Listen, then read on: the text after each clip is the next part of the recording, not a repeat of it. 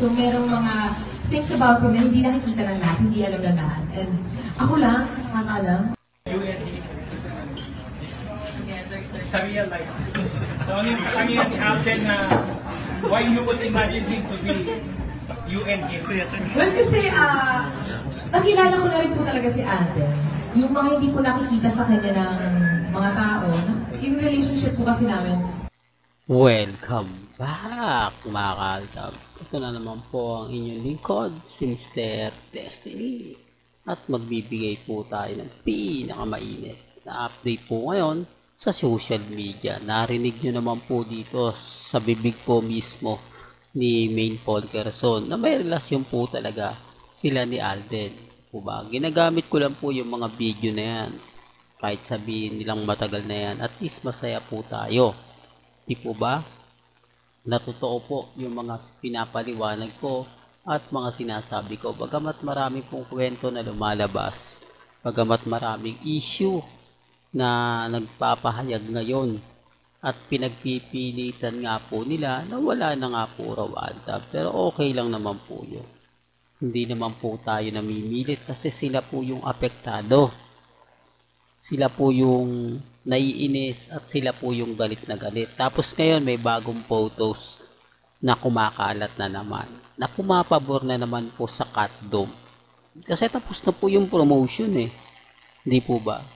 Tapos na yung promotion para sa pelikula. Kaya po pwede na pong mag-move on. Po pwede na po silang magsalita.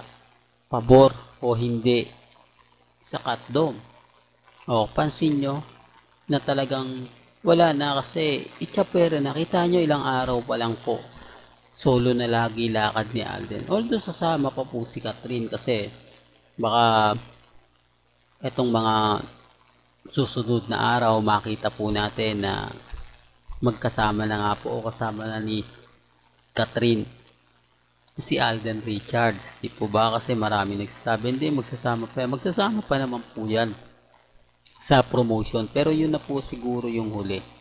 Yun na po siguro yung kumbaga last na pagsama ni Catherine o yung sabihin na natin na pinate. Di po ba? Kaya nga po sabi ko sa inyo masaya po si Mr. Destiny. Dahil eto na nga po yung mga bagay-bagay na inaantay natin. Ito na nga po yung mga bagay-bagay na ipapaliwanag at sasabihin natin. Sa ngayon, almado lang po tayo. Sa ngayon, kampante lang po. Kasi malay nyo, di po ba? Magbago yung senaryo. Magbago yung ihip ng hangin. Na, kumbaga, bumaliktad yung sitwasyon. So, gaya na sinabi natin, may mga photos na naman po na lumabas na magkasama nga po. Totally, sina Catherine at Dominic Roque na may meron pa pong rosas na isang bouquet. Grabe, no? Tapos sasabihin nila na wala daw pong relasyon sila Dominic at si Catherine. Po ba? Tapos sabi nga ng iba, yung ginagawa daw po natin, hindi daw po ito nakakatulong.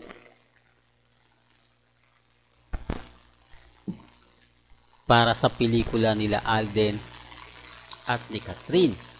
Remind ko lang po sa inyo, makakatulong po lahat yung issue kasi pinag-uusapan, nag-hype, nagte-trending, po ba? Yung mga fans ni Dominic Roque, 101% baka sumuporta yan kina Catherine at kay Alden. Di po ba? Kasi sila naman daw pala. Kasi yung mga fans ng Catherine wala na, nakabili na ng ticket yan. Di po ba? Real talk to mga kaltab. Nakabili na ng ticket yan. Almost 2 months po na nagbenta ng ticket ng black screening. Halos lahat po meron na. Hindi po ba ang liwaliwanag po na sold out na nga po yung ticket? Di po ba? Kaya kita nyo wala ng pila. Hindi na sila nag-assuming pa na mahaba yung pila kasi kung anong oras yung time mo, yun at yun eh. Hindi po ba? Hindi mo na kailangan pumila, hindi mo na kailangan makipagsiksikan dahil meron ka ng naka-reserve na yung upuan mo.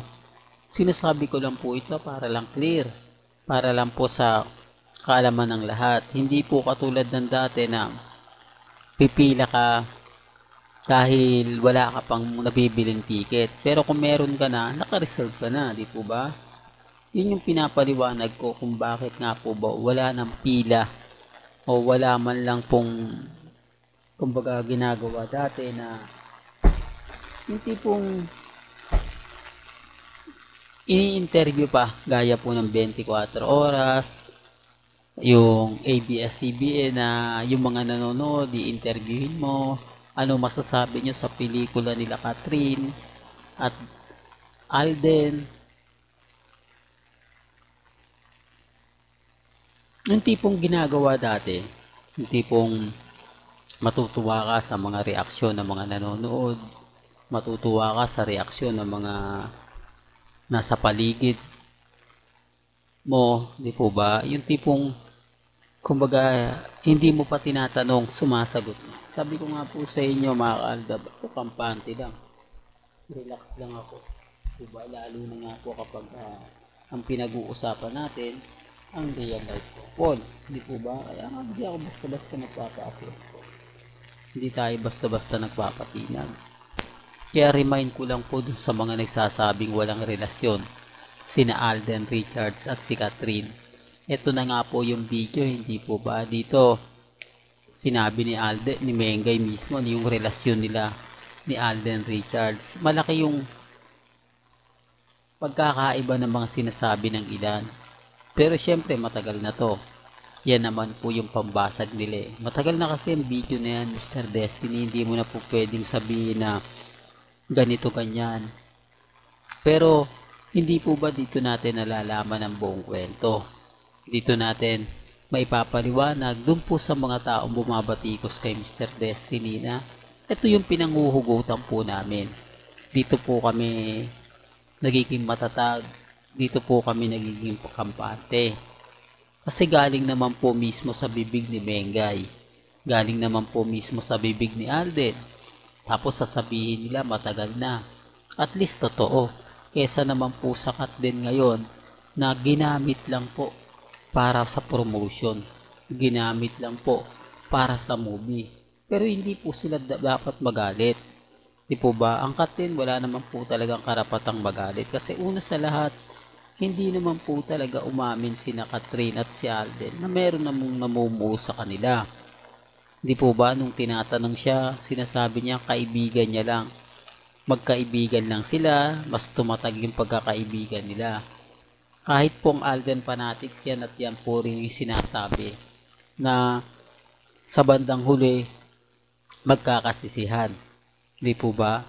Kung sino nga po ba talaga yung nagpakalat na merong cut din.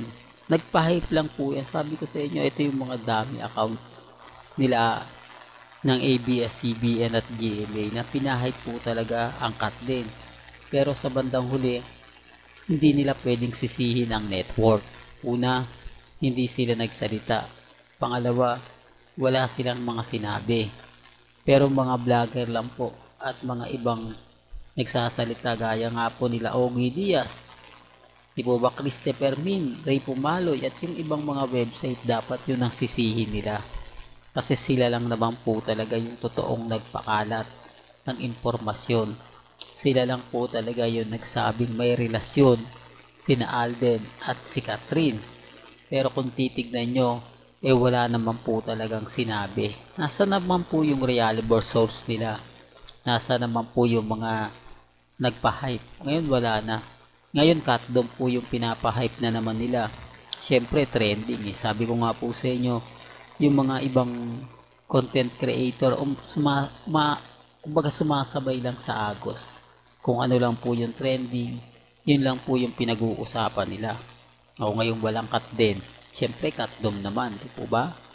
Walang gandito na lang po ang ating latest updates. Kaya kung gusto nyo pa po ng pinaka-latest at sariwang update, abay tumutok lang po kayo dito po sa channel ni Mr. Destiny para updated po kayo sa mga latest at sa mga bagong video po na ilalabas po natin maya-maya lang. Kaya kung bago ka lang sa channel na to at isa kang true-blooded Aldab Nation na nagmamahal kina Mengay at Isoy, tama po ang channel na pinuntahan mo. Kaya consider na po kitang bagong subscriber. At huwag mo kalimutang i-share ang mga video po natin sa mga mami, sa mga titas, at sa mga senyor. Hanggang sa muli, salamat po sa panonood at pakikinig.